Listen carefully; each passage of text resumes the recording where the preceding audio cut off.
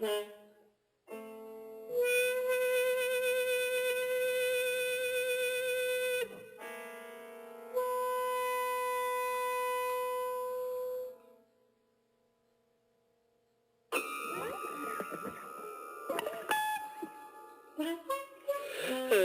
01 43 71 89 40 sur Radio Libertaire, la radio sans Dionymètre de la Fédération anarchiste et Urbi comme Orbi sans publicité ni sponsor.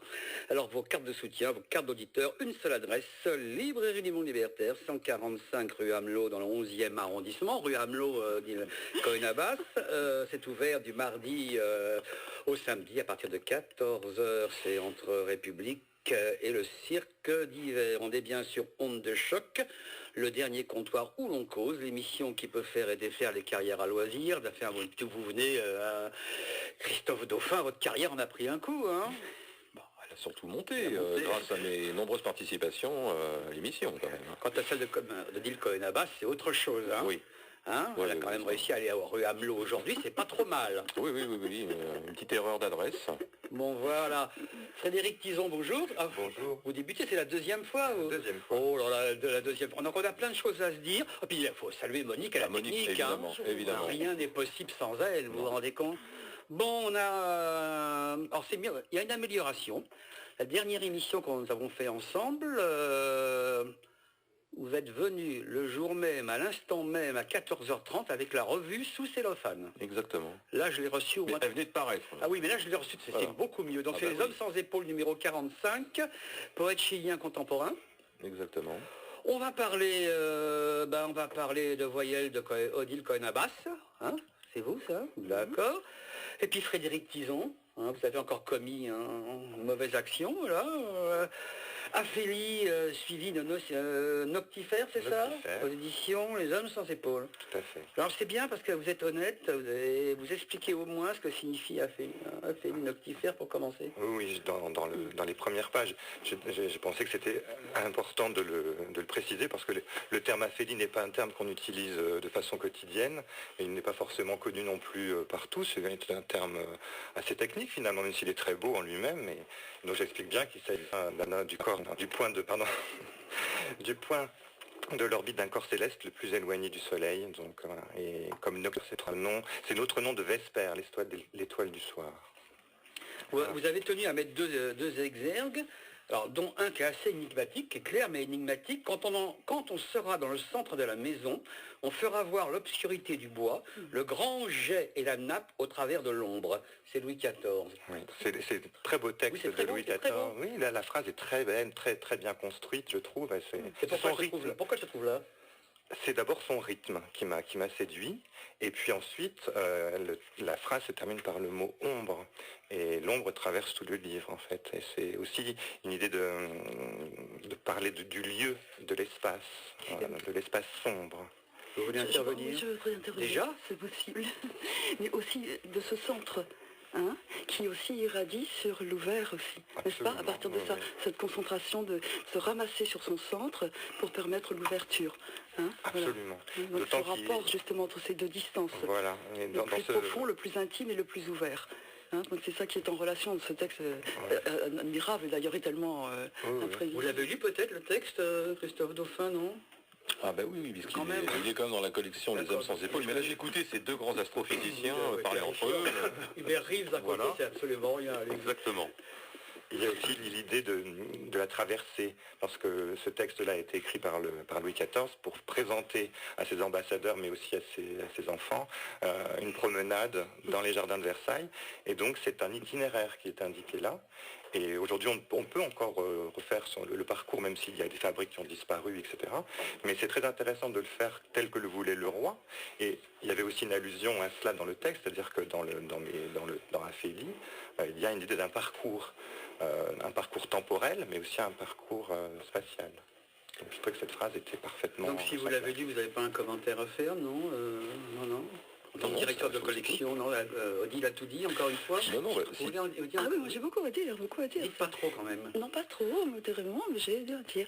Moi, je suis très très séduite par l'écriture de Frédéric, parce que vraiment, je trouve qu'il pose quelque chose de fondamental, non seulement dans les mots, dans la parole, dans le style, mais surtout dans le timbre. Et de personnel aussi, et de livre en livre. Ce qu'on peut dire, oui, c'est que de livre en livre, en plus, il y a une montée, parce que nous, on a été les premiers à le publier dans la revue, éditer ses livres. C'est vrai que c'est intéressant, c'est assez rare, quoi, la touche qu'il apporte. Je pense que si Frédéric a une mission, c'est au niveau du timbre de la poésie, hein, justement de le transmettre, de le déployer, de l'emporter plus loin sans le briser.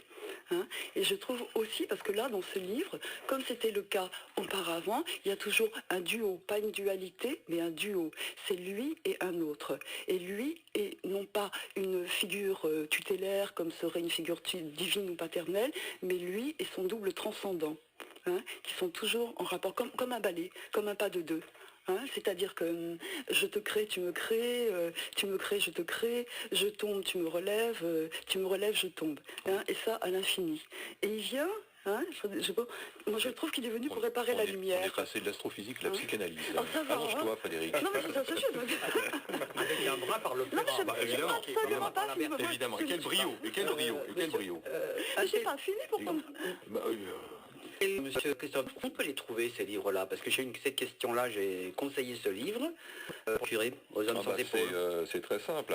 Alors attention, il n'est pas édité par les éditions des Hommes sans épaules, il est dans la collection des Hommes sans épaules. C'est une collection qu'on coédite avec les éditions Librairie Galerie Racine. Donc on se les procure à la Librairie Galerie Racine, donc 23 rue Racine, ou sinon sur Internet, sur le site des Hommes sans épaules, sur tous les différents sites marchands des librairies, ou le commander en librairie tout simplement. Donc le trouver en librairie ou le commander. On peut l'avoir en librairie. Sans problème. Toutes les publications Hommes sans épaules, il n'y a aucun problème. Donc Aphélie, suivi de Noctifère, Frédéric Tison. Voilà, on va en reparler si on a le temps tout à l'heure, je vous le promets. Hein, donc ce cas, vous avez fait un beau voyage au Chili, vous êtes parti, hein? Oui, tout le mois de juillet dernier. Et donc vous avez rencontré des poètes chiliens? J'ai rencontré des poètes chiliens, mais pas seulement, également des amis d'enfance que j'ai connus dans mon enfance ou dans mon adolescence à Colombes, alors que leurs parents étaient, exilés, quoi. C'est de là que date, on va dire, ma rencontre avec ce pays. Et donc il y a une partie de ces gens, notamment un dont je parle, Rodrigo Gomez Rovira, qui est devenu l'un des principaux photographes chiliens. Il dirige le Festival international de la photographie de Valparaíso, et qui a une grosse activité culturelle puisqu'il est retourné s'installer au Chili. C'est lui notamment aussi que j'ai été retrouvé plutôt, et découvrir le pays effectivement par d'autres personnes, croiser Nicanor Parra juste avant qu'il meure. Et donc ce voyage effectivement a été très important non pas pour l'élaboration, mais plutôt pour la conclusion du dossier. Moi, c'est une autre photo qui m'a dans ce numéro 45 des Hommes sans épaules. C'est une photo qui montre les lunettes. Racontez cette photo-là, magnifique. Oui, magnifique. Alors ça, c'est une sculpture assez monumentale qui représente la lunette gauche et le verre gauche des lunettes d'Allende. Alors ça, c'est une histoire, puisque après le golpe, donc le coup d'État, donc en septembre 73, voilà, en septembre 73, il y a une secrétaire qui a pris les lunettes d'Allende, donc alors qui venait de s'écrouler. Elle a cassé les lunettes, elle en a conservé donc une partie qu'elle a conservée je ne sais combien d'années, avant le retour de la démocratie, donc avec l'éviction de Pinochet, et cette branche de lunettes donc a été exposée ensuite au musée de la mémoire. Et d'après cette lunette, donc il y a un sculpteur qui en a fait une sculpture gigantesque. Et sur la photo qui est dans la revue, on la voit cette lunette faire face au palais de la Moneda où Allende a été tué. Donc d'un bout à l'autre de l'introduction, elle est quand même très politique, cette introduction que vous avez faite, y compris à revenir sur les minorités à l'île de Pâques, comment une culture a pu être tue pendant tant d'années. Oui, alors il y a effectivement deux histoires qui convergent. Alors la politique, oui, quand on parle effectivement du Chili, de la poésie chilienne, qui est très très riche, pour moi c'est une des plus riches, voire la plus riche d'Amérique latine, elle est très importante. Ce qu'on remarque hélas, c'est qu'on la résume bien souvent à un ou deux noms. Donc, Neruda. Voilà, évidemment, bon, il y a Neruda qui écrase tout, et ensuite on connaît un peu plus, mais pas tant que ça, Vicente Hugo Dobro, admettons. Voilà, mais il y a Gabriela Mistral également, grande figure de la poésie chilienne, du féminisme, mais qui est pas tant connue que cela. Mais on pourrait résumer ça à deux, trois personnes. Alors que derrière, il y a toute une kyrielle d'auteurs complètement hallucinant et très important, quoi, jusqu'à nos jours. Mais le problème de Neruda, est-ce que c'est pas parce qu'il a été porté par ce qu'on appelait le communisme, c'est-à-dire au même titre que Hikmet, que Ritsos, c'est tous les poètes qui se réclamaient du communiste et qui en fin de compte ont été promulgués par Moscou à un moment donné? Si on regarde bien la popularité. Oui, bien sûr, bien évidemment, et comme tous les autres, seule l'a porté, mais enfin, c'est pas ce qui a rendu célèbre Neruda. Neruda, avant d'être Neruda, il a un engagement politique qui vient très tardivement, quoi. Hein. Ça naît pendant la guerre d'Espagne, même plutôt vers la fin de la guerre d'Espagne, donc c'est bien tardivement, et c'est déjà quand même quelqu'un qui a une grande renommée dans son pays, même en Europe, quoi. Oui, mais je veux dire qu'actuellement, il n'y a pas de poètes qui ont cet appui, c'est le même appui politique, c'est-à-dire il y a eu Ritsos, il y a eu Hikmet, il y a eu, j'en oublie un, voilà. Non, c'est pas du tout. Oui, il y a aussi Alberti, Raphaël Alberti, voilà, en Espagne.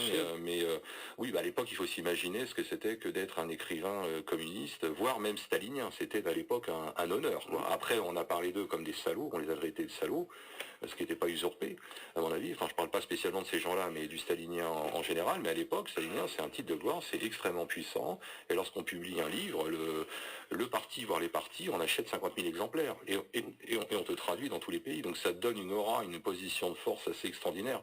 Mais ça résume pas, ça n'explique pas spécialement Neruda, quoi. Ça, c'est quelqu'un d'infiniment complexe et de bien plus intéressant que cette légende aussi de poète stalinien.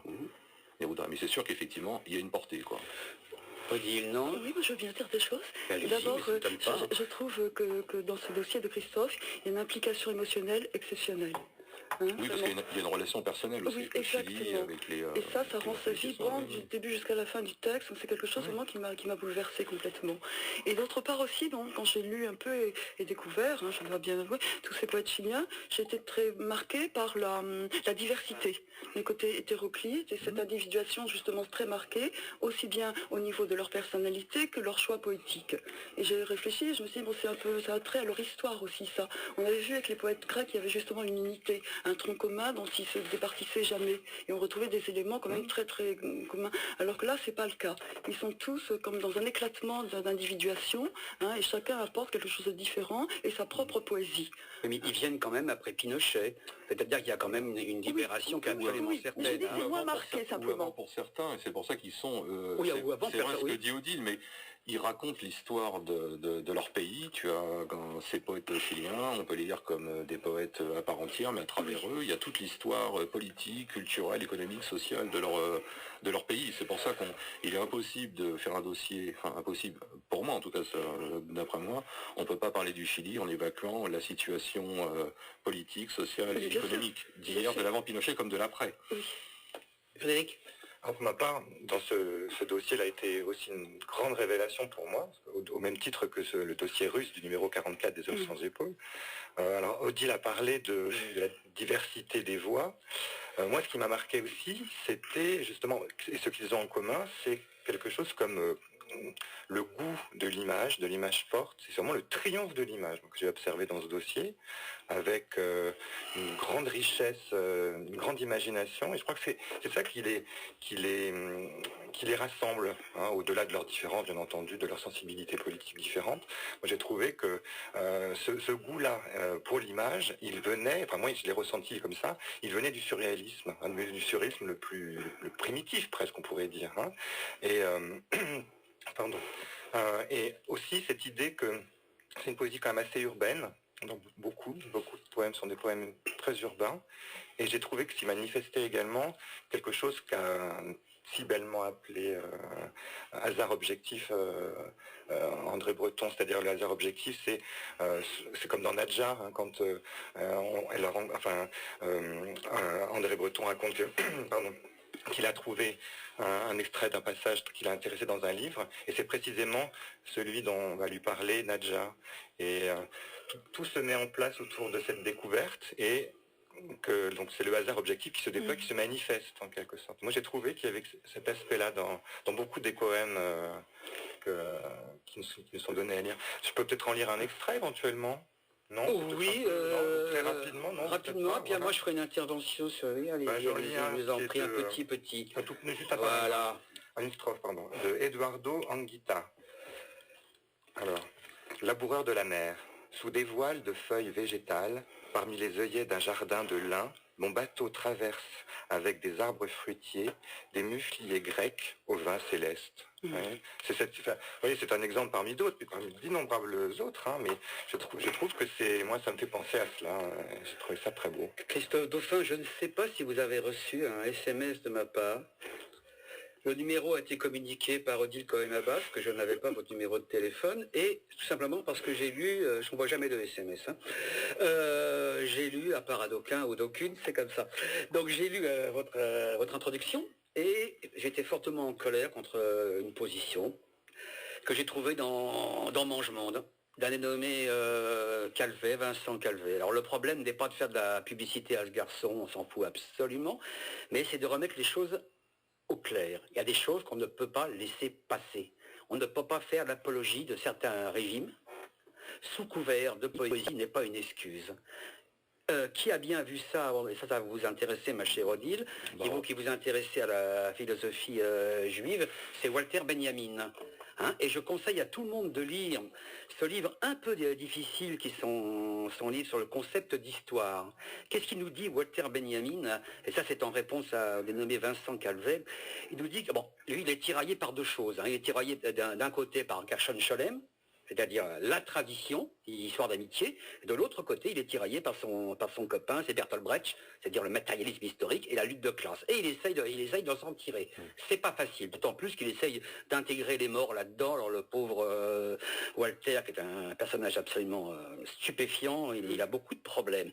N'empêche, mon cher Vincent Calvet, il y a un paradigme dans l'œuvre de Walter Benjamin, c'est qu'il nous explique bien, et cela, je pense que vous allez être d'accord, Christophe Dauphin, que l'histoire, jusqu'ici, a toujours été écrite du côté des vainqueurs. Et que lui, il ne peut pas. C'est-à-dire, il ne peut pas, il est du côté des minorités. Et lorsqu'on est du côté de Poutine, comme c'est fait là, ça veut dire quoi? Ça veut dire que ça sous-tend l'homophobie, parce que tout le monde sait qu'en Russie, je ne sais pas, il y a 0,4 sida, faut déjà y arriver. Ça sous-tend tôt ou tard l'antisémitisme. Et puis ça sous-tend aussi toutes les cultures minoritaires sont réduites à néant. J'avais fait une émission ici avec quelqu'un qui a vécu à Prague avant la chute du mur, et il y avait des gens qui faisaient une revue qui s'appelait La Table de Cuisine. Tout simplement, non, mais alors là, il n'y a aucun problème. Il avait appelé comme ça parce qu'ils se réunissaient autour d'une table de cuisine le soir pour marquer à la main leur propre... voilà. Donc il est impossible d'être du côté du pouvoir, etc. Quand on fait l'apologie de Poutine, pourquoi pas Orban en Hongrie, je ne sais pas si tu as été en Hongrie, je crois. Oui, pourquoi pas Erdogan en Turquie? Voilà. Donc ce genre de texte est extrêmement... Il faudrait le creuser, et j'espère faire une émission avec Michael Lowy, là. C'est ce qu'on disait hors antenne, c'est en train de sous-jacer, comme ça, le retour de l'Occident chrétien. On va redéfendre l'Occident chrétien. Et je disais à une amie la dernière fois, j'ai dit, il ne s'agit pas, si on considère ce qui a été fait en 30, 33, 34, comme ça, il y a des gens au nom absolument inconnus, des petits qui vont doucement comme ça, pour que ça arrive à l'état d'évidence. Et le phénomène de dire ah oui, Poutine nous protège de systèmes encore pires, c'est exactement ce qu'a dit Hitler en 33, plutôt le nazisme que les juifs, plutôt le nazisme que le communisme. Donc c'est absolument voilà, innégociable. Qu'est-ce que vous en pensez Poutine jongle avec les mêmes choses. Alors vous parlez d'écrire l'histoire, je dirais même de la réécrire. On est quand même en 2018. Et là, dans ces lignes qui sont plus que navrantes, c'est dit en plus avec beaucoup de légèreté en plus. Hein. On sent qu'intellectuellement, on n'a pas en face de nous évidemment le gabarit d'un Walter Benjamin. Mais c'est dit avec beaucoup de légèreté. Et c'est très culture de l'histoire. Poutine l'a fait en ressortant les choses les plus horribles de cette histoire russe. C'est-à-dire qu'il y a une réhabilitation de l'église orthodoxe, l'enterrement des Romanov, on réhabilite le tsarisme. Enfin, on revient au 19e siècle, quoi. Il faut savoir ce que c'était que le tsarisme, que le Kranach, le pouvoir de l'église orthodoxe hier et ce qu'elle est aujourd'hui, quoi. Et telle qu'elle a été véhiculée aussi, une pensée nationaliste ultra-religieuse par un Solzhenitsyn, qui est remarquable sur certains points, beaucoup moins sur d'autres, et on a vu quel a été son retour. Et sur l'église orthodoxe, dire aussi qu'elle est appuyée par un mouvement qui s'appelle Sobsokorov, dont on parlait. C'est une milice d'extrême droite qui est protégée effectivement par l'État et par l'église orthodoxe. C'est le bras armé de l'église orthodoxe et qui est chargé effectivement de passer à tabac ou de répréhender tous ceux qui s'attaquent à l'église. Pas physiquement, bien évidemment, mais au niveau des idées. Tous ceux qui disent quelque chose contre les orthodoxes sont passés à tabac. Frédéric. Par ce mouvement. Je suis moins spécialiste que Christophe Dauphin sur ce sujet-là, mais ce que je pourrais dire, c'est que ce retour comme ça à des préoccupations religieuses, cette cristallisation autour... C'est une boîte de Pandore qu'il a ouvert, Poutine, il sait très bien. Et il sait très bien que là, ça... Tout cela vient d'un manque de lecture de l'histoire. C'est-à-dire qu'on oublie ce qu'a pu être... ce qu'ont pu être certaines périodes. On a l'impression d'un retour à, mais en fait on ne fait pas de retour à. On est toujours obligé de tenir compte de ce qui s'est passé. Et malheureusement, il y a aussi un oubli paradoxalement dans la société du passé chrétien de l'Europe, mais ça se fait au nom de défense de valeurs morales, dont normalement on devrait quand même les avoir dépassées. Donc on a appris maintenant, on sait des choses aujourd'hui, la conscience humaine est autre, hein, donc on ne peut pas retourner. On peut défendre le passé, c'est-à-dire savoir que nous avons un héritage chrétien, que nous avons des églises, que notre langage est fondé pour beaucoup sur les textes chrétiens, mais aussi d'ailleurs des textes grecs. On oublie souvent les textes mythologiques, on n'en pense pas assez. Et tout un apport qui vient de l'autre côté de la Méditerranée bien aussi. Sûr, bien entendu. Je crois que c'est une cristallisation qui se fait sur des choses qui sont mal comprises, qui ne prennent pas en compte ce que nous sommes devenus, ce que la pensée est devenue, avec l'intelligence, avec par exemple, toute la pensée de Cioran. On a l'impression qu'on l'a oublié. Là, ça se situe pas sur un point de vue philosophique, là c'est une manipulation politique et idéologique. Au niveau de la manipulation, et après j'enlèverai ma liquette, Monique, je vous le promets, donc c'était un private joke avec Monique, c'est comme ça. Au niveau de la naïveté, on va être très très rapide. Il y a quelques mois, vous le savez, on en avait parlé ici, j'avais préfacé un livre contre Céline, et j'étais tombé des nues en voyant le nombre des gens qu'on était encore à défendre Céline. Il se trouve qu'en les années 80, des intellectuels, toujours bien pensants, ont essayé de nous réhabiliter Heidegger. Je ne sais pas si vous avez là, Heidegger, enfin qu'on n'était pas neuro, c'est pas bien grave, tout ça. Heureusement qu'il y a eu le livre de Farias, qui a bien remis les choses, etc. Il se trouve que, là, c'est pas un hasard non plus par rapport au discours qu'on a fait auparavant, là, l'édition Gallimard, non seulement veulent republier les pamphlets antisémites de Céline, mais là se propose avec une introduction complètement neutre. Les textes nazis de Heidegger. Oui, en les gommant absolument, avec des choses... Les cahiers noirs, je crois qu'on les appelle. Alors, il n'est pas antisémite, mais il est antisémite dans l'être, ou c'est l'être antisémite. Bon, bref, c'est noyer un poisson, etc. Mais vous qui êtes directeur de revue... Oui, bien sûr. Vous qui êtes directeur de revue, ça vous inspire, Revue Commune 1935. Oui, évidemment, quand vous pensez que un des numéros, le numéro qui suit la mort de René Crevel, en 1935, René Crevel de façon très directe, très claire, dit Heidegger est un nazi. Voilà. C'est tout. Donc c'est très très dangereux. Là, c'est pour ça, pour venir à ce que vous venez de venir, Frédéric, c'est-à-dire c'est un oubli de l'histoire, une manipulation, on peut appeler une manipulation, et c'est très dangereux. Il ne faut pas laisser passer les gens comme ça. Comme Breton aussi, qui avait pris radicalement parti contre Céline aussi. Hein. Oui, bien sûr, il l'a fait clairement, bien sûr. Sans bavure, hein, c'est clair. Bon, vous enlevez votre liquette, Monique, ou pas? Écoutez, faites quelque chose sur Radio Liberta 89.4. Dans un taxi et dans 5 minutes je suis chez vous. Viens vite, mon amour. Mali. madame? Prépare mon pyjama. Lequel? Celui des grandes occasions. Oh, le rose, avec des plumes. All right, madame. Dors, ma beauté.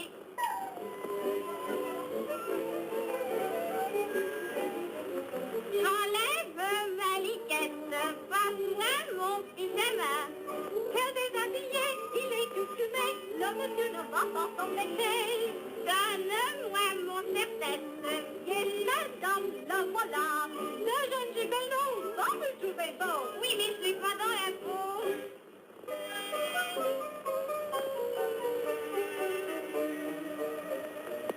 Ainsi qu'une marquise, de ma poudre de riz, tout près de ma bouche, je pose une mouche, sûr que madame aura une touche.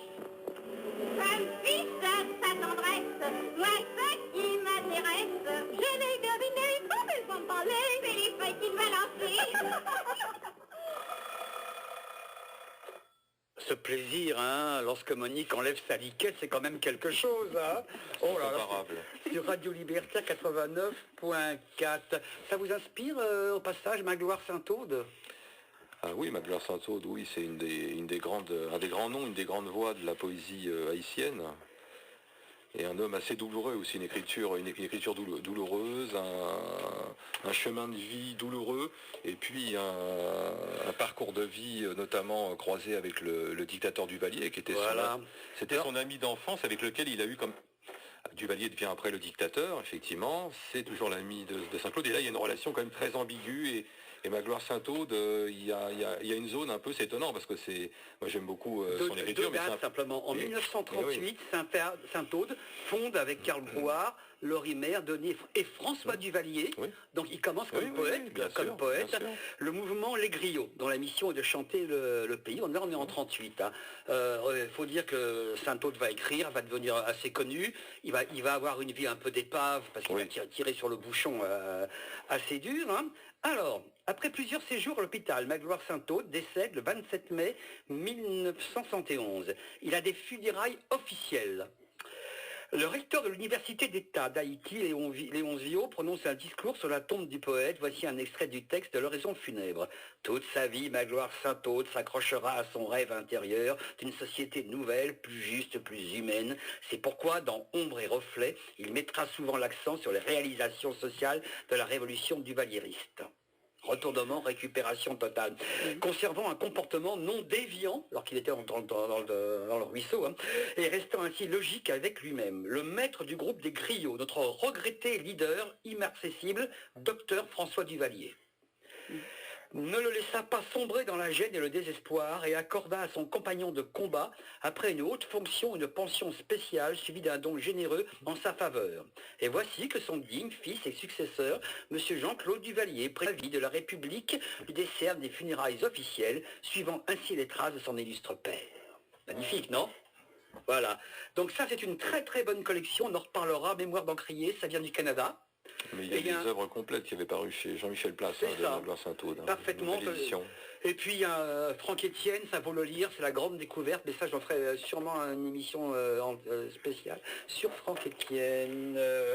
On s'en dit des choses sur Radio Libertaire, qu'est-ce que vous pensez? Moi je connaissais pas du tout ce poète, mais je vais le découvrir. Ce que j'ai retenu là de ce qui vient d'être lu, c'est les funérailles nationales pour un poète. Alors bon, depuis Victor Hugo, on en a pas eu. Et je crois que comment ça s'appelle, Nicanor Parra, celui qui est le poète chilien qui est mort il y a peu de temps, c'est la présidente Madame Bachelet, Madame Bachelet, hein, la présidente du Chili, a fait un discours public pour déplorer la mort du poète. C'est quand même, on n'imagine pas tellement ça en France. Hein. Donc bon, et puis quand par exemple la mort d'Yves Bonnefoy il y a quelques mois n'a pas suscité beaucoup de réactions. Hein. Il y a eu, dans le monde des livres, par-ci par-là, mais pas d'hommage national, pas du tout évidemment, encore moins de funérailles nationales. Et bon, je crois que ça en dit long aussi sur la situation de la poésie. Quand c'est Duvalier qui fait l'hommage national, je crois qu'on peut s'en abstenir. Ça en dit long aussi sur la situation de la poésie en France, c'est-à-dire que la poésie a mis sous le boisseau, et c'est bien dommage, parce que même si on peut toujours distinguer entre les poètes peu connus, puis les poètes un peu plus officiels ou plus reconnus, universitaires, etc., mais finalement peu importe, si on parle de poésie, c'est ça qui est important avant tout. C'est peut-être aussi le principe d'égalité aussi qui est remis en cause maintenant. Il y a plus des gens qui font de la poésie que des gens qui ont un nom. De moins en moins, je trouve que ça s'efface complètement. Il n'y a plus de héros politiques ou de personnes qu'on met en valeur comme ça. Là, on entre dans une ère nouvelle à ce niveau-là. De plus en plus d'ailleurs, même en philosophie, des ouvrages collectifs, des choses comme ça, les noms disparaissent. Les noms disparaissent. Les ouvrages priment et les noms disparaissent de plus en plus. C'est vrai un peu dans tous les domaines. Oui, c'est dans les années 30, il y avait Paul Valéry et Paul Claudel, qui étaient vraiment les deux noms, un peu les deux Il n'y a plus de pôles leaders en poésie, en littérature, il n'y en a plus, ni en peinture, d'ailleurs pas véritablement. Il y a des anciens, mais ce ne sont pas forcément des... Tout à fait. Monsieur Christophe Dauphin, non? Par rapport à ce qui vient d'être dit, non, on ne peut pas faire d'amalgame entre les périodes. Là, quand on parle, par exemple, de Valéry ou même de André Gide, à cette époque-là, le dernier livre de Gide ou un autre était attendu, parce qu'il y avait très peu de livres qui sortaient. Il y avait beaucoup. Déjà, il y avait des noms et quelque chose derrière, avec des pensées. Il y avait des philosophes avec des concepts derrière. Il y en a peut-être beaucoup moins. Il y a peut-être un peu plus de charlatanisme aujourd'hui, ou des gens qui ont fait des études de philosophie qu'on baptise abusivement de philosophes, et il y a une production qui est une véritable marée aujourd'hui. Hier c'était pas le cas. Si vous allez vous la télévision, par exemple, vous verrez sur une chaîne, un tel est philosophe, vous changez de chaîne, un tel est philosophe. Oui, c'est ça. Et quelqu'un me disait justement la dernière fois que Yankelevitch, par exemple, lorsqu'il parlait de musique, il avait un petit séminaire avec 14 personnes, pas plus. Quoi. Voilà. Là, maintenant, chacun s'arroge d'être ceci, s'arroge d'être cela. Tout le monde est poète, tout le monde est musicien, tout le monde est... Et même quelqu'un comme Derrida, c'est Guy Onfray qui le rappelait, Derrida, de son vivant, il vendait 1000 livres, quoi. 1000 exemplaires, pas plus, comme un poète, avec un bon tirage. Frédéric Tizot, est-ce que vous acceptez d'être une puce dans l'oreille d'un minotaure? Parce que c'est... ça commence comme ça. Ça commence comme ça, c'est très beau d'ailleurs. Ne cessez jamais d'être ce que vous êtes, une puce dans l'oreille d'un minotaure. Nicanor Parra, justement. Une citation de Nicanor Parra, donc il vient de mourir à l'âge de 104 ans, voilà. C'était le doyen des poètes chiliens. C'est un peu pour ça qu'il y a eu cette allocation de Michel Bachelet, qui a eu des funérailles nationales, et que j'ai eu le temps de croiser l'été dernier, donc en faisant la route du littoral, en venant où j'étais invité à la maison musée de Vicente Hugo Dobro, et en remontant sur Isla Negra. Donc lui il habitait à Las Cruces, donc un petit village donc côtier entre les deux. Dans cette expression, la puce dans l'oreille d'un minotaure, c'est amusant bien sûr, mais c'est assez juste dans le... Oui, parce que moi j'évoque bien sûr la petitesse opposée à la monstruosité du labyrinthe aussi, du monstre dans le labyrinthe.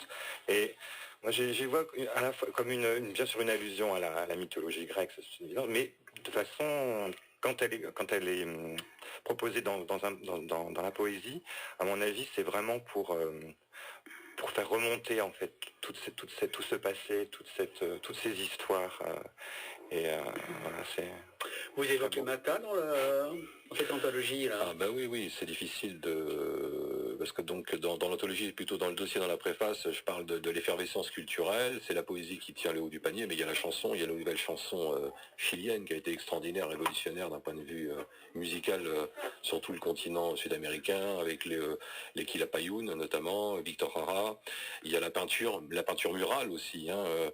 Les Chiliens ont été et sont encore les plus grands muralistes, donc avec les Mexicains, donc la musique, le chant, la poésie et évidemment donc la peinture. Quand on parle de peinture, comment ne pas parler de Mata, parce que donc on oublie qu'il était chilien. Il a quitté très tôt le pays pour venir en Europe. C'est là qu'il a rencontré les surréalistes. Mais à l'époque d'Allende, il y est retourné pour aider la Révolution et pour faire des grandes fresques murales, donc qui, comme selon la tradition mexicaine, étaient là aussi pour expliquer au peuple les réformes sociales donc en cours.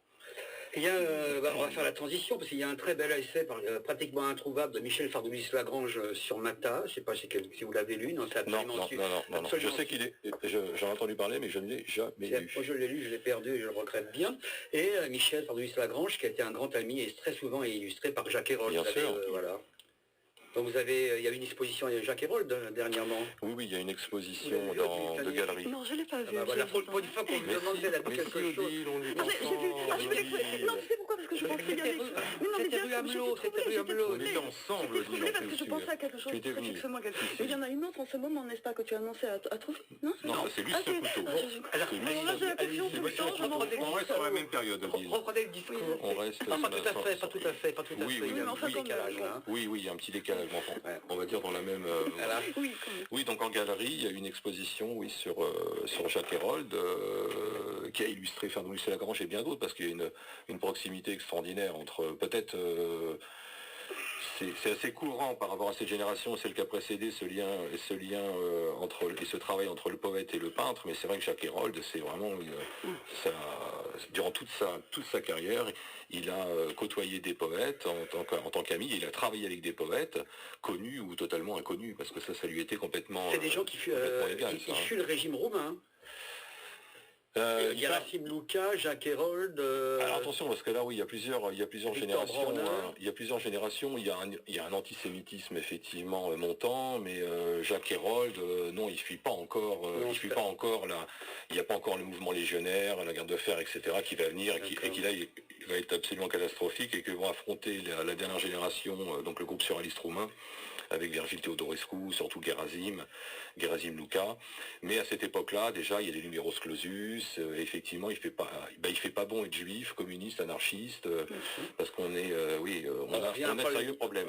Défense de l'Occident chrétien, encore. Voilà, qui revient aujourd'hui, parce que même dans ce pays, ça revient, et il ne faut pas oublier aussi un pays qui est peut-être un peu plus préoccupant que les autres, dont on ne parle absolument pas, c'est la Croatie.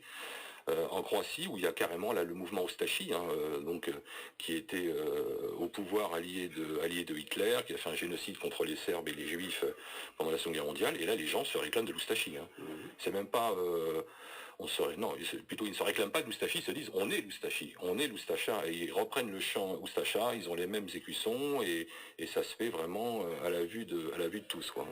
En Croatie. Au témoin d'un doute, Christophe, il se retrouve à Marseille pour le tarot en 40. Oui. Alors Jacques, lui, donc il arrive à Paris tout simplement parce que c'est là que tout se passe et il veut absolument venir à Paris pour faire sa carrière, pour peindre, quoi, et puis pour être libre. Et ce qui est intéressant avec Jacques Hérold, c'est que lui, c'est un authentique prolétaire, quoi. C'est pas un bourgeois, un fils de famille, et il arrive avec rien du tout, quoi. Quand il arrive à Paris, il part sur des draps, quoi. Il part sur les draps de sa chambre d'hôtel miteuse. Qu'un ami roumain, donc le poète roumain Claude Cernet lui avait indiqué. Ensuite, il va chez Brancusi où il sert d'homme à tout faire. Et après, effectivement, donc là, on passe à la Seconde Guerre mondiale. Il est à Marseille. Pourquoi il est à Marseille? Parce qu'ils sont tous à Marseille. Ils espèrent avoir un visa pour aller aux États-Unis, puisqu'il y a une mission par Brian Fry, qui est chargée de rapatrier, mais ils ont une liste de noms, rapatrier des noms, des noms, et eux, évidemment, les Roumains, les Jacques Hérold, les Bronner, etc., on les connaît pas, on les juge pas, c'est important, on les laisse sur place, quoi. Personnage fabuleux, parenthèse, Brian Fry. Oui, quelqu'un d'étonnant. Cette espèce de togue américain qui vient en Europe pour trouver des visas, justement. Et dans son livre, c'est doit être livré sur commande, une chose comme ça, là, il a une phrase très belle. Il dit, oui, les surréalistes sont là, ils sont très très forts pour faire des jeux ou des petits cadavreski, mais pour trouver un visa, c'est autre chose. Oui, mais d'ailleurs, ils sont logés à la Villa Herbel, enfin Victor Serge aussi et André Breton, et puis là, ils ont nommé la maison Esper Visa, quoi. C'est ça, Esper Visa. Voilà, Esper Visa, et ils ont une expérience parce que pour vivre, il y a donc Sylvain Etkin, donc le metteur en scène et cinéaste, qui est résistant et qui va périr. C'est une entreprise qu'on appelle le Croque-Fruit. C'est-à-dire qu'ils ont monté de toutes pièces une société autogestionnaire, où ils fabriquent donc le Croque-Fruit. C'est une espèce de boucher sucré, de pâte d'amande, etc.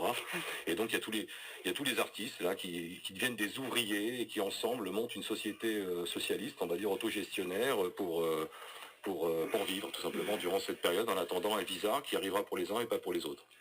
Alors écoutez, maintenant que Monique a remis sa liquette, avant de passer à Patrice Coda, on va écouter autre chose de plus décent, je vous promets, sur Radio Liberté 89.4. Merci Monique.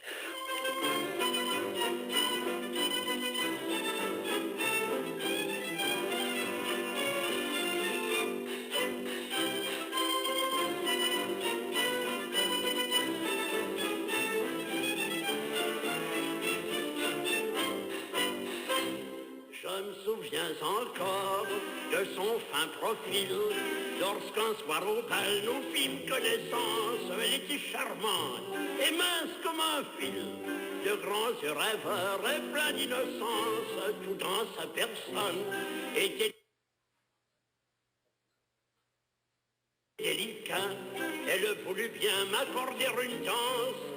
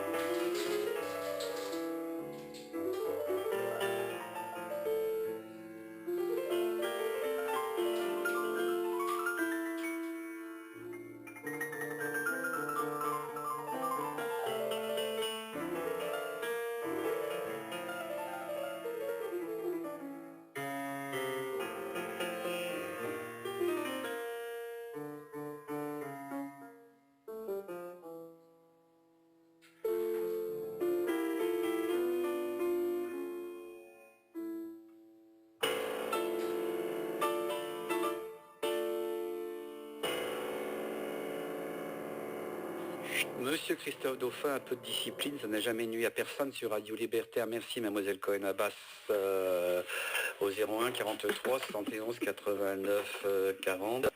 Code qui marche, les hommes sans épaules édition, c'est ça? Exactement. Donc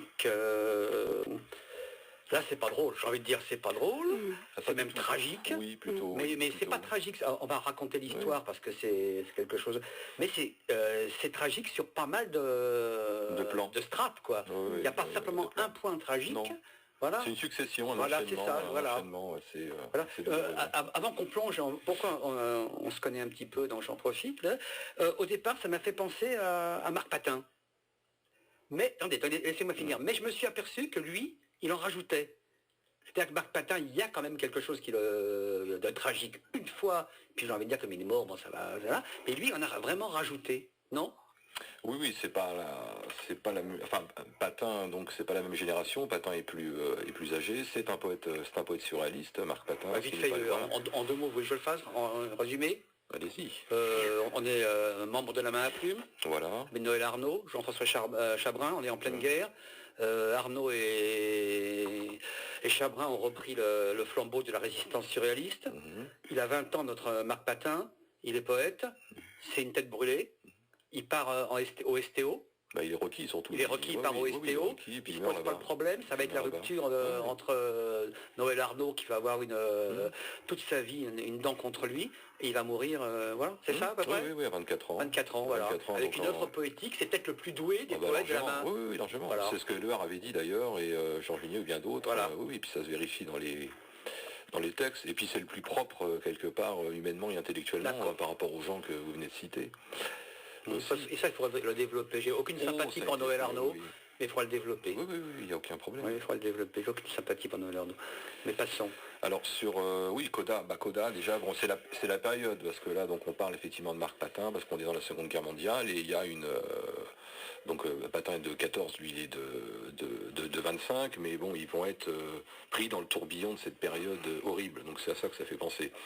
Sauf que Patin est pris dans cette période-là, mais après, au niveau de sa famille, c'est plutôt du traditionnel, tout va bien, entre guillemets, pour lui, jusqu'à cette période. Alors que pour Coda, dès la naissance, rien ne va, quoi, et rien ne va jusqu'à la fin, quoi. C'est un enchevêtrement assez... Famille prolétaire aussi. Là, on est même dans le sous-prolétariat, je dirais. Prolétariat Sa mère fait des ménages, c'est ça? Voilà, donc ils sont 4 et ils vivent vraiment dans la grande misère, quoi. Donc il est quasiment pas scolarisé, donc il a quasiment pas été à l'école, il n'a pas le sou, il est pris après la Seconde Guerre mondiale, donc le service militaire évidemment est supprimé, c'est des chantiers de jeunesse, donc fait par Pétain, pour célébrer travail, famille, patrie, etc. Et donc tous les jeunes, pendant 6 mois, sont enrôlés obligatoirement. Et au moment où lui, il va être enrôlé dans les chantiers de jeunesse, boum, il y a le STO, le service du travail obligatoire, qui est mis en place par Laval en accord avec le régime nazi. Ce qui fait donc de chantier de jeunesse, boum, il est réquisitionné pour basculer en quelque sorte dans une certaine forme de STO. Donc soit c'est les usines en Allemagne, ou soit c'est en France. Et lui, il va se retrouver à Tulle, à la manufacture d'armes de Tulle en 1943, ou en 1944, il y a une tentative de libération par le maquis, par les FTP de la ville de Tulle, qui est en partie réussie. Sauf que le lendemain, il y a la division d'Asreich qui monte sur Tulle, qui monte sur Tulle, donc il va y avoir des représailles terribles. 120 personnes de trier, d'arrêter parmi les hommes, parmi les jeunes. Lui, il en fait partie, les 120. Et il y en a 99 qui vont être pendus. Donc de 17 ans jusqu'à 60 ans, je crois, au niveau des âges, quoi. Donc voilà la genèse de Patrice Coda, et puis la suite va être aussi très douloureuse, quoi. Et lui, il en réchappe.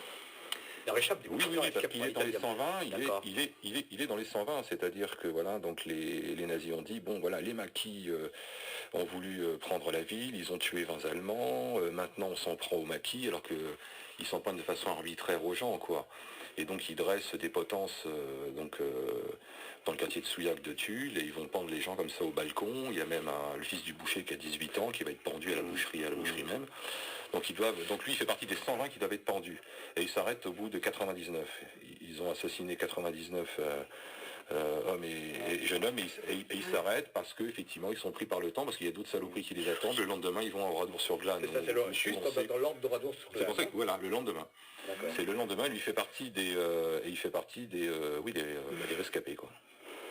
Et donc ça va être au niveau psychanalytique une culpabilité pour lui jusqu'au bout, ça. Ça va être compliqué. Ça va être compliqué. Déjà il y a ça. Il a un problème par rapport à sa culture, une culture qu'il n'a pas. Il n'a pas été à l'école, il n'est pas instruit. Et il faut qu'il fasse sa culture. Il y a la notion de survivant qui va être très très compliquée pour lui. À la fois il est issu du sous-prolétariat, il est homosexuel aussi, donc ça fait beaucoup quand même à assumer, quoi. Ça fait beaucoup de choses. C'était pas facile à l'époque. À l'époque c'était pas facile du tout. Non, c'est clair. Donc va arriver la libération. Il fait des petits boulots, c'est ça? Des petits boulots, c'est vraiment une existence... il fait que des petits boulots. Il travaille dans les bars. Il est barman. Il est barman, et à une époque, il va travailler aussi pour Pauvert. Pauvert va le prendre sous la main pour en faire son représentant, et il va se cultiver, il va rencontrer notre groupe, le groupe des hommes sans épaules, enfin les aînés, on va dire. On va revenir là, il les rencontre, il y a Henri Rode, c'est ça? Voilà, alors Henri Rode, il l'a rencontré en 39, à vrai dire. C'est vraiment lui déjà notre aîné, à l'époque où il est lié avec Séguer, Saragon, etc., qui le prend un peu sous sa manche, donc en 39, et il le retrouve après à la Libération, où là, Henri Rode donc lui présente le groupe des hommes sans épaules, donc avec Jean Breton, le fondateur de l'autre revue, et tout le groupe, quoi.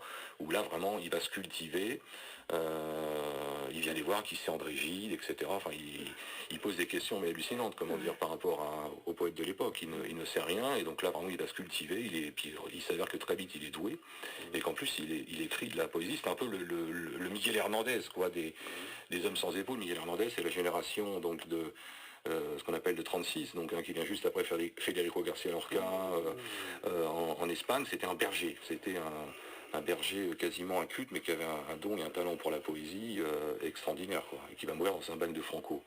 Mais donc voilà, si on peut faire ce parallèle, c'est un peu notre Miguel Hernandez, quoi. Vous voulez intervenir? Oui, petite parenthèse, il meurt comment? Il meurt, parce que tout est incertain, date de naissance oui, c'est date de naissance, 21, 22, 25, on ne sait pas trop, parce que ça a toujours été traficoté, y compris par nous-mêmes, enfin par mes aînés, quoi, hein, parce qu'ils ne voulaient pas trop qu'on sache, ils ne voulaient pas se raconter, donc on ne sait pas. Il meurt comment alors? Il meurt tout seul dans son coin, on connaît juste l'année, et dans la solitude totale. Alors c'est pas qu'il a été foncièrement, méprisé, mais c'est qu'il ne veut pas qu'on parle de lui. D'ailleurs, tous les livres qu'il a publiés, c'est même pas lui qui a cherché à les publier. C'est par exemple Jean Breton et Henri Roth qui ont publié ces livres, sinon il n'aurait rien publié. En revue, c'est pareil, c'est des amis qui le font publier en revue. Et il meurt dans l'anonymat total. Et on ne sait pas trop où, et on ne sait pas trop dans quelles conditions. Le problème, on se demande quand est-ce qu'il a été réellement vivant, hein, parce que bon, c'est vraiment le poète de la coupure, de la rupture, avec tous les liens extérieurs, tout ce qui apporte la vie, les autres, les lieux, la joie. Donc il est complètement en rupture avec tout ça. C'est une poésie grévée de culpabilité depuis le commencement, avec cette mère qui est quand même ce seul vers où elle dit « Cette mère, je ne suis d'aucune fête ». Ah ben, tout est dit là pour lui. Il ne sera lui non plus d'aucune fête. Et il s'enferme. Il s'enferme complètement chez lui. Hein. Tu as beaucoup assisté dans ton essai là-dessus, Christophe. Il s'enferme complètement sur lui. Et on a l'impression au bout d'un moment qu'il va vivre de sa propre substance. C'est presque une poésie de l'autophagie. Notamment, il s'auto-dévore parce qu'il n'y a plus d'apport, il n'y a plus de lien avec l'extérieur. Hein. Et on sort de là, mais un peu anéanti, le cœur à zéro, comme quand on va voir un ami qui est au soin palliatif. Hein. On sent, vous avez des métaphores. C'est un peu ça. Non, c'est très bien. Oui, Vous voulez dire quelques mots, très volontiers. parce qu'Odile n'aura pas le temps d'après, parce que vous avez parlé de voyelles, c'est dommage, ce serait dommage. Non, mais rapidement, Patrice Coda, pour moi, ça a été vraiment une découverte, parce que j'ai entendu là, comme j'aime à le dire, il y a quelqu'un parmi ces poèmes, c'est d'ailleurs quelqu'un, une personnalité, vraiment quelqu'un dont on reconnaît la voix tout de suite.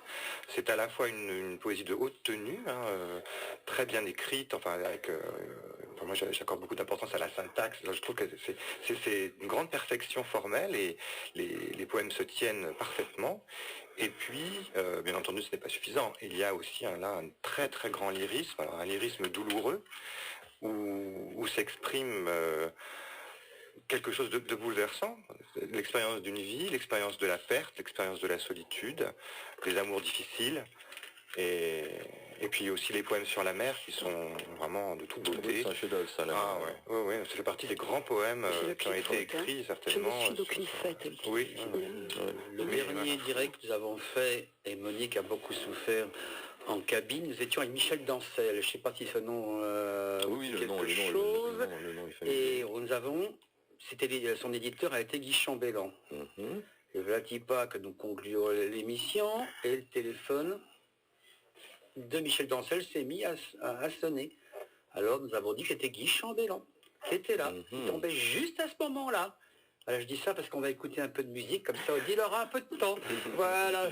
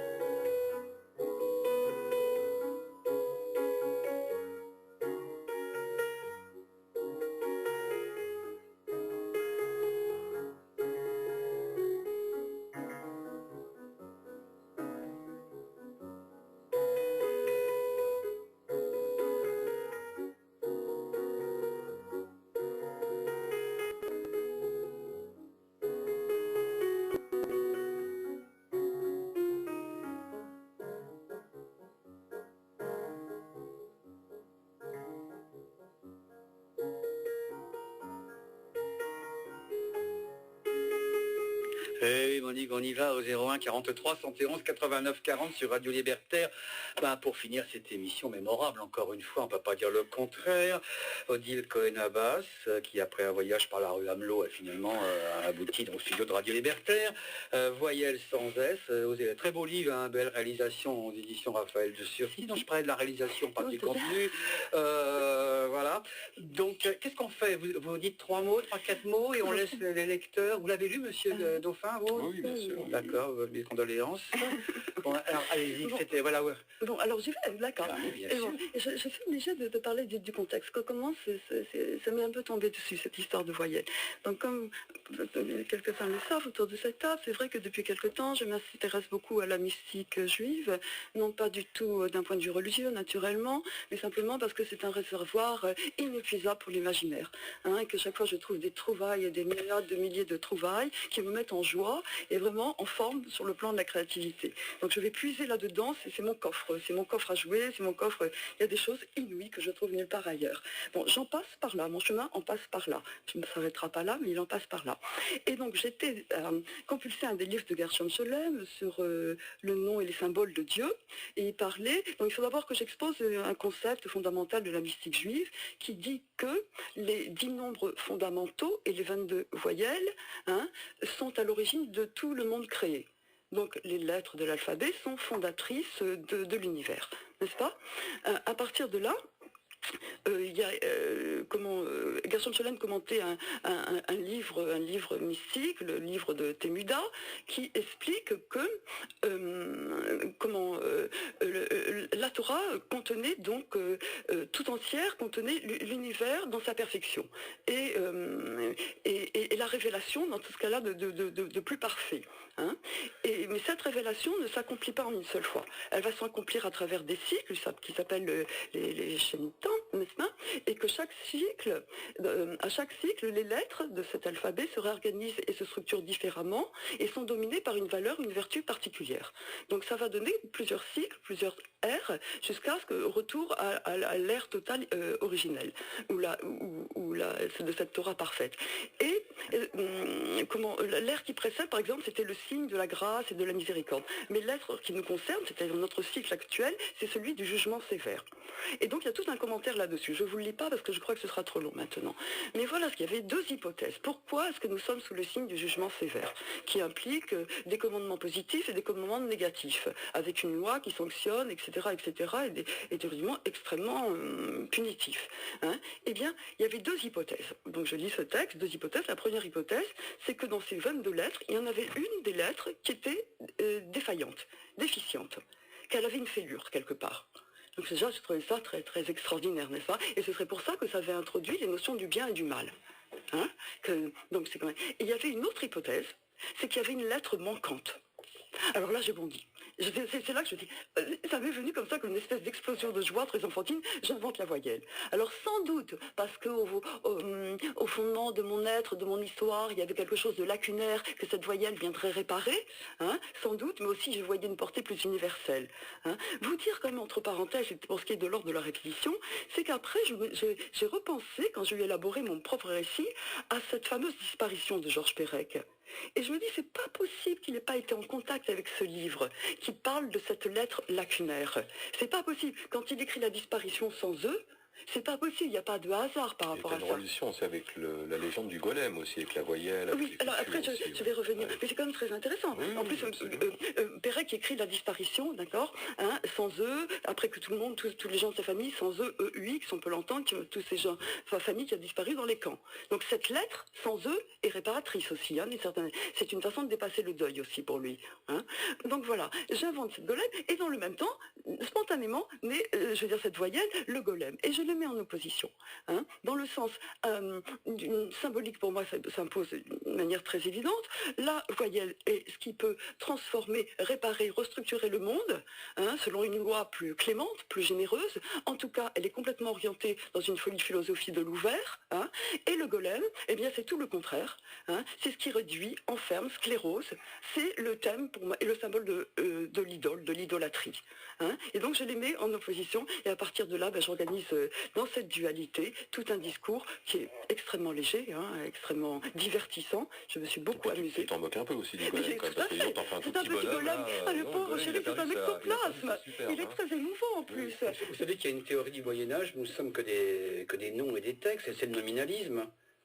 Donc ça appartient pas seulement à la Torah. Mais bien sûr que oui. Je ne réclame pas du tout de l'exclusivité de la Torah. Mais tout se rejoint. Qui s'est promené. Mais bien sûr.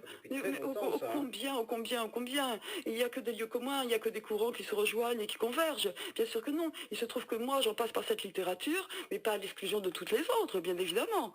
Ça m'intéresserait nullement. Et puis c'est vrai que tout converge et se rejoint. Et c'est très amusant de voir les emprunts et comment ça s'est fait, les confluences, et puis voilà. Vous l'avez lu, monsieur? Je l'ai lu, et alors, moi je suis toujours très séduit quand on parle du langage ainsi. C'est vraiment le langage comme quelque chose de créateur, et de recréateur. Et à travers cette voyelle, la poursuite de cette voyelle, moi j'entends aussi la poursuite d'un poème, tout simplement. Oui.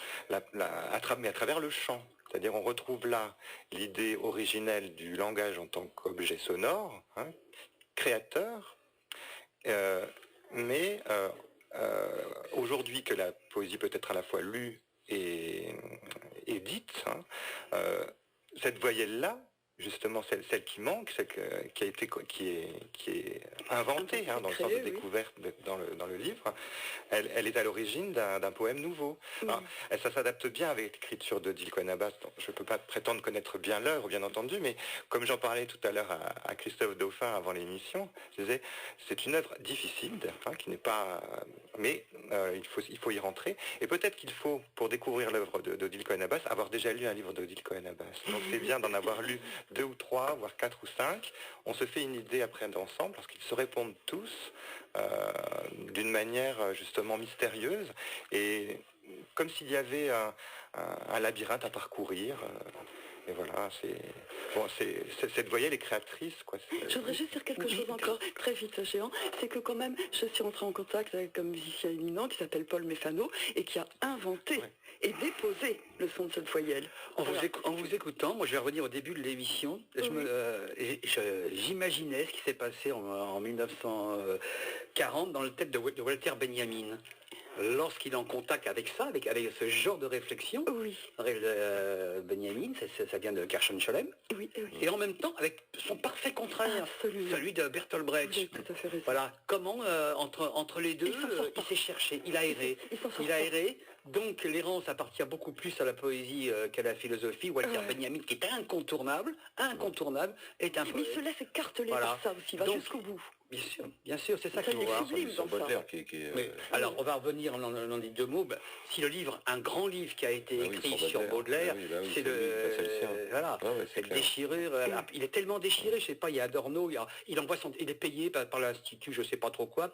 Et puis Adorno, il lui dit, mais corrigez ça, c'est un peu trop marxiste. Alors, il essaye pour avoir un peu plus de pognon de corriger, mais on sent la déchirure magnifique. Et c'est ça, on va revenir, c'est pas une idée fixe, je vous promets. Tout à l'heure, on parlait de Poutine. Si on est des officiels et des gens de pouvoir, faut faire autre chose. C'était un plaisir de vous avoir tous.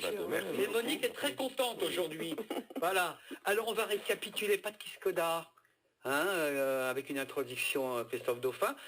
C'est Les Hommes sans épaules, c'est ça? Exactement, Les Hommes sans épaules édition. Édition, c'est pareil, ça se trouve oui, en librairie, sur internet, sur le site. Les Hommes sans épaules 45, c'est un pavé, un beau pavé, les poètes chiliens contemporains, excellent. Frédéric Dizon. Alors, Aphélie, suivi de nos petits faits, librairie Galerie Racine, félicitations.